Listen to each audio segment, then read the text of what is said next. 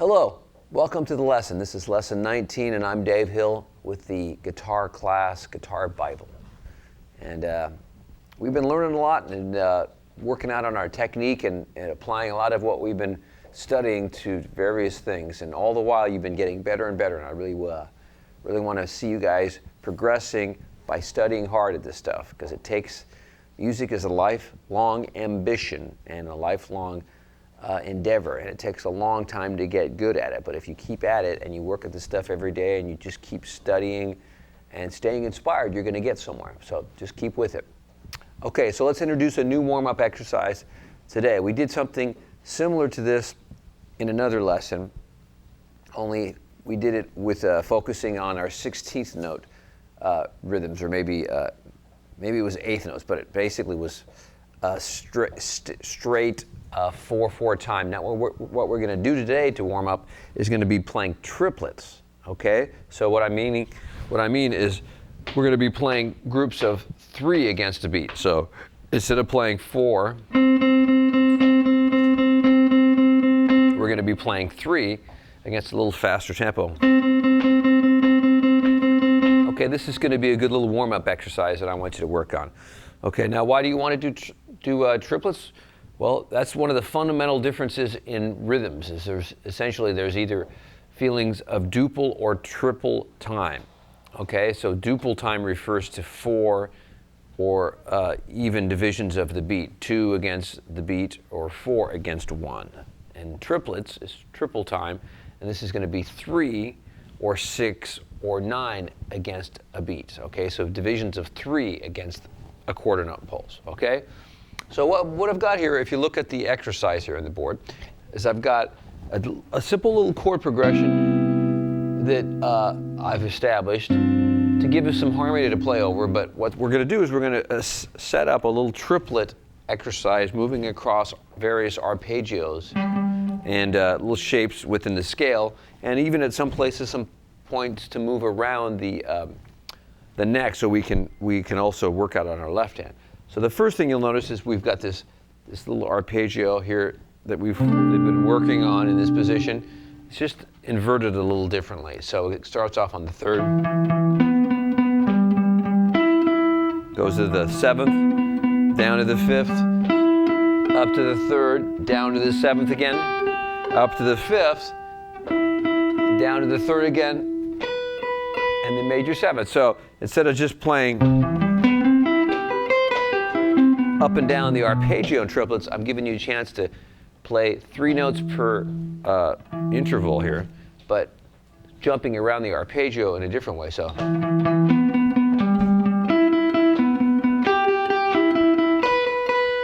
okay, so that gives you a little bit more time on each note.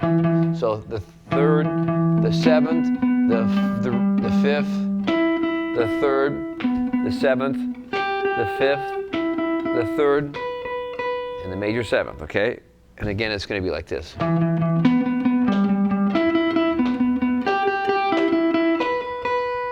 Okay, now when we go to the G7 sus, I'm skipping around in the same position though, but now I've got you playing the flat 7, the sus 4, the 3rd, the root, the 9th, the flat 7, the root, and the 5th. Okay, so that's kind of a nice little melody now when you hear it put together. Listen to the way it fits against this little groove here. 3, 4.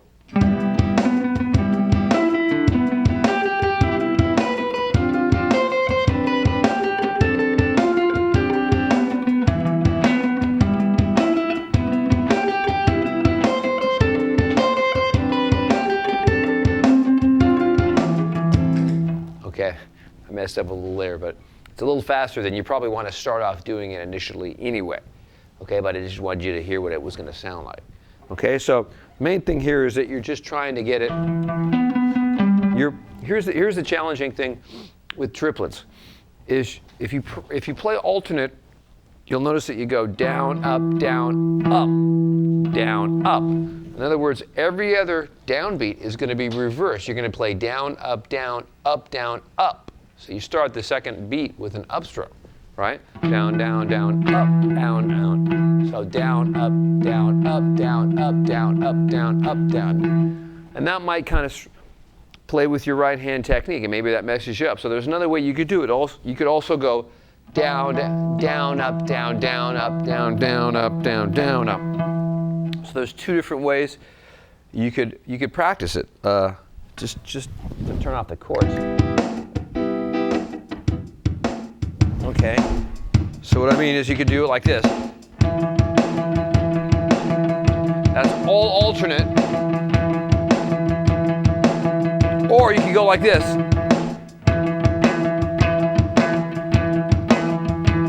And that's down, up, down, down, up, down, down, up, down. Okay, so that basically you lose one downstroke when you go down, up, down, rather than going down, up, down, up, down, up.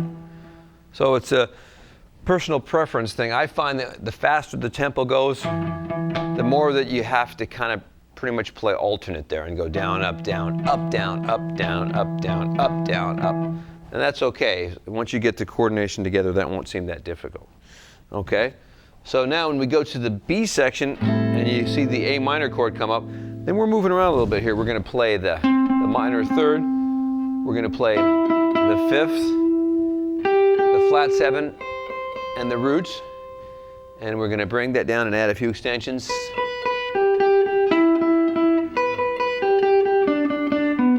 So this is actually just a G triad if you look at it carefully. It's B, G, D, and B, but it's all against A minor. Okay, and then I move you down to the fifth position here, and I have you playing the third, fifth, the seventh, and the third of F major 7, and then once again to a G major triad against the F chord. Okay. Okay, so I've got it a little bit slower so we can work it through and really focus on playing accurately with our right hand. The fingering that I'm giving you could be adapted, and then there's variations of the things that you could play, but the main thing is you're trying to play triplets with your right hand and move around with your left hand. But let's try to work on playing it accurately. This is just a warm-up. Here we go. Try to follow along. 2, 3, 4.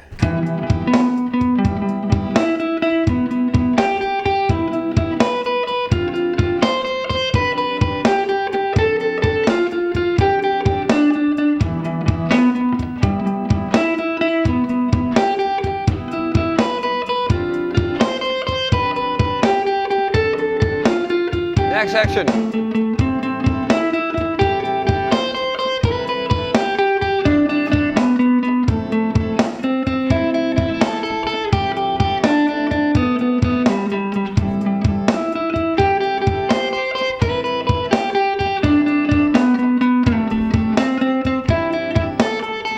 One more time.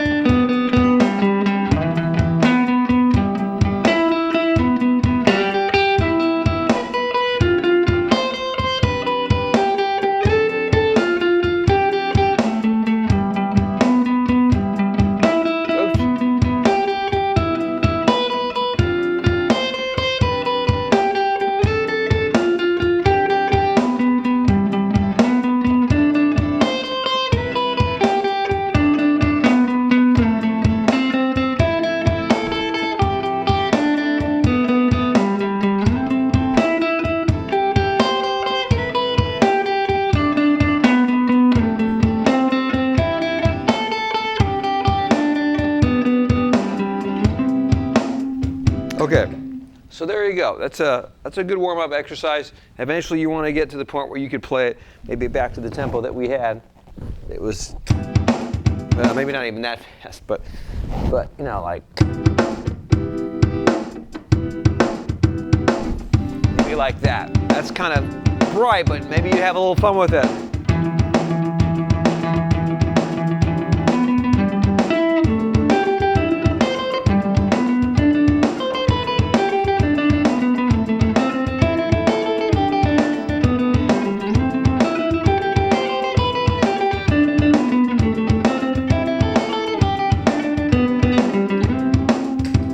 Okay, so that's probably even not as fast as you need to do it. The main thing is that you're getting your synchronicity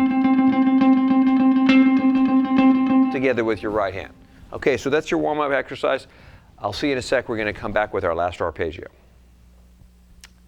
Okay, so after you've warmed up now, we're ready to go with our last lesson on major 7th arpeggios. Okay, now you recall from the previous few lessons we've been working on major 7th arpeggios, and we've pretty much worked on the positions of the E form, right? We've already covered that one. We've covered the C form of the arpeggio. We've got that one last lesson, I believe. And then we've even, we've done this one right here, the A form.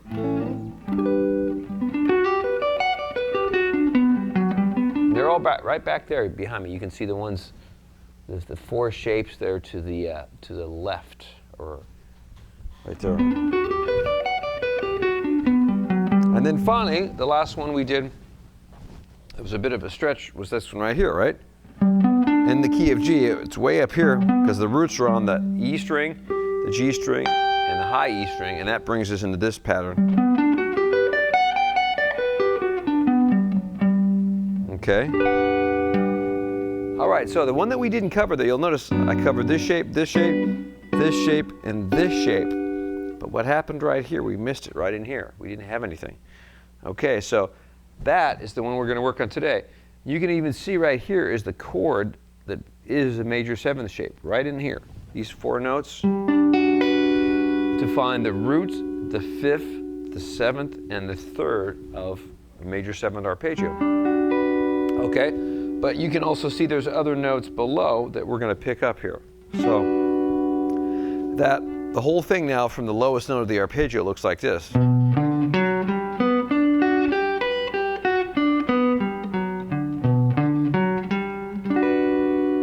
Okay, so this is an unusual shape in that the root is not really on the low E or A strings. It's on the D string, so it's kind of in the middle of the neck here. Okay, and that reason alone makes it a little bit harder for a lot of people to visualize the form. You can visualize the lowest note as the 3rd though, which is totally acceptable to see the 3rd in the bass here of a chord, and that makes it easy to see as well. So you can see from the root right here or from the 3rd, and that's okay too. No, nothing wrong with seeing the 3rd and the bass on the bottom there. Okay, so now that we've got all 5 shapes together, this really helps us out because it's in the middle between this form and this form. We've got this middle shape.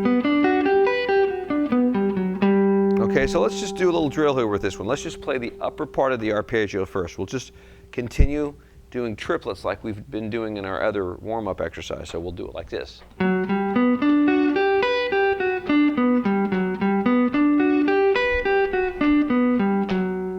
Notice that I'm starting in the major 7th here, and I'm going up to the 3rd.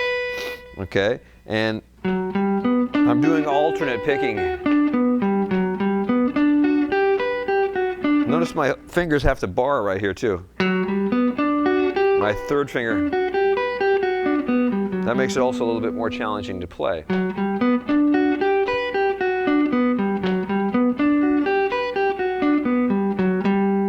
But that's the way you would do it. You could also, I suppose,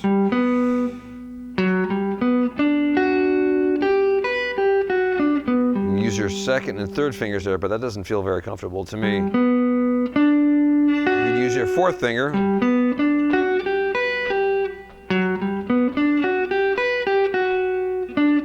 I don't know if that's any better or not, so I really have to be honest, the way that I prefer is using my bar here of the 3rd finger, okay? So let's do that a little bit here with this tempo. 3 and a 4 and a.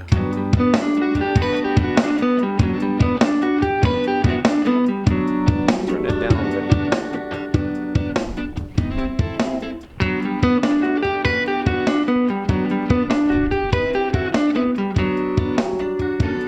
Let's do it again. 2, 3, 4.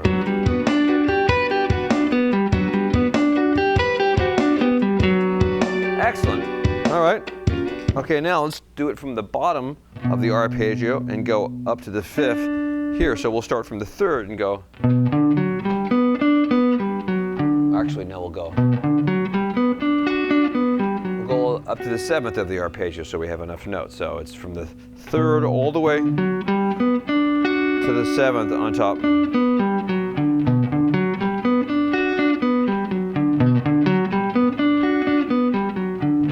Like that, okay? So that'll fill up the same amount of space.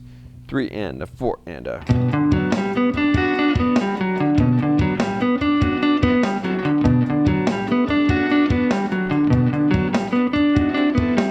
Now you might notice the way that I'm playing the shape of the arpeggio with my pick now, I'm doing what's called a sweep. I'm playing down, down, down, up, down, down, or actually down, down, down, up, down, up, down, and then I reverse. So the first 3 notes are down, consecutive down strokes, just because it's more efficient that way. But that's okay. It doesn't have to all be alternate. Sometimes you take advantages of adjacent strings. You can just roll across the strings that way. So that's what I'm doing there on the bottom. Okay, try it again. 3 and a 4 and a.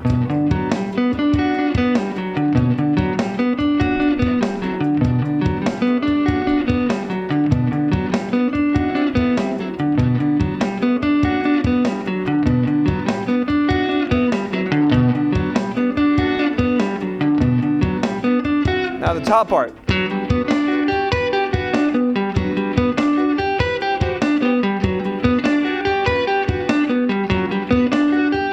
Bottom part.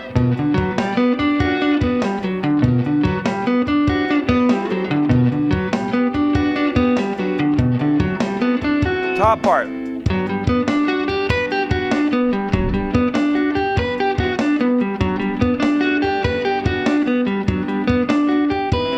Let's do the whole thing now from the bottom all the way up to the top. 1, 2, 3, 4. Again.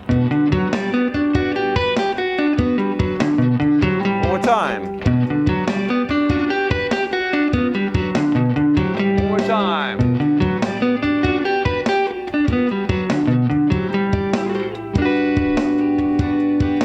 Okay, so that shape's a little bit more tricky than some of the other forms just because of the way your fingers have to kind of step over each other to get it playable. So don't feel like I'm only showing you one exercise or one arpeggio this week or this lesson. It's a challenging one, and I saved it specifically so we would just work on that one alone. Okay, so that's the new one right there. Okay, now the goal that you could try to achieve now that you've got all 5 of them is to perhaps play them in one position. See, well, actually, you could do 2 things. You could play all of them in one key up and down the neck, and then you could stay in one position and play through 5 different arpeggios. So let's try that for a minute. First of all, let's just convert the whole thing, all 5 shapes together, and add this new shape to the other 4 that we know. Let's just see if we can keep this up. I'm going to slow it down a little bit though.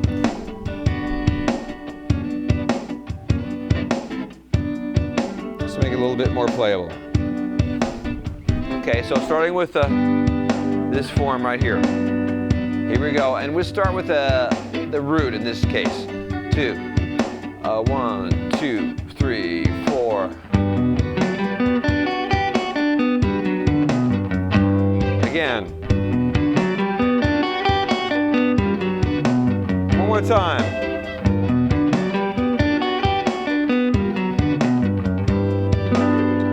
And that one is right here. Okay, let's do the new one we just learned.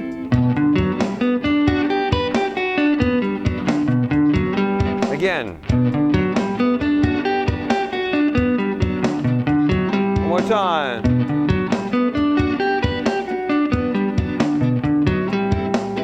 Excellent. That's our new guy right there.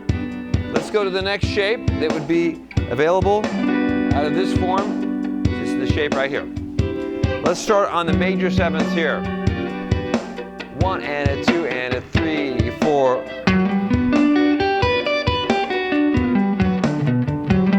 Again.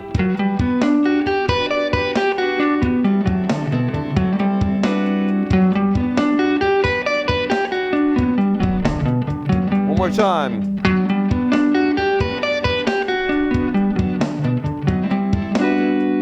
Excellent. Very good.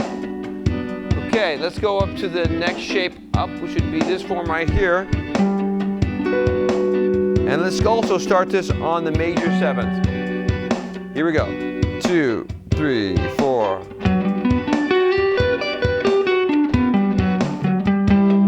Again. You know what I'm going to suggest? I'm going to suggest that we add the highest seventh in there. So we have one more note. So we'll go.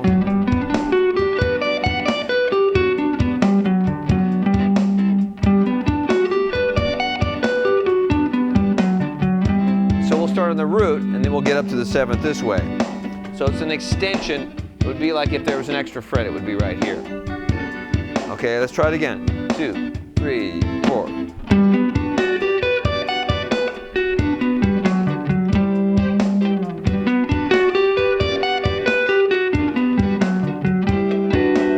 Okay, almost done with our last shape here. Moving up to this one right here. We've got it right here. Here we go. Again. Okay, let me make that clear. Let's start from the seventh. 1, 2, 3, 4.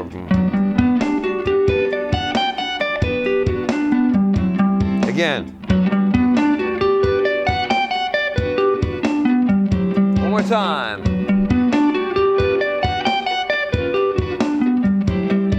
Excellent. Okay. So those are all 5 shapes that you've learned now with major seventh.